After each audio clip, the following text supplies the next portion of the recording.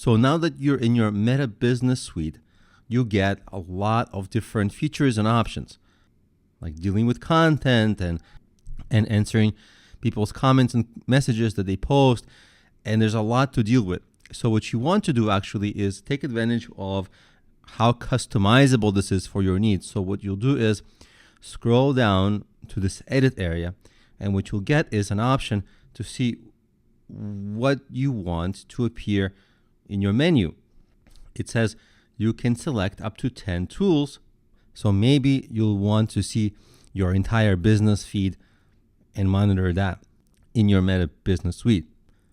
But here we are mostly focusing on ads. So we wouldn't look at content as much.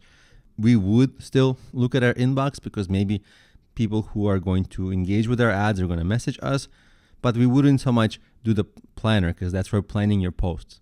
And what we would look into is the ads and your ad manager and audience, things like that. And you see here on the right side, it tells you how many tools you have selected. Remember, you can choose up to 10.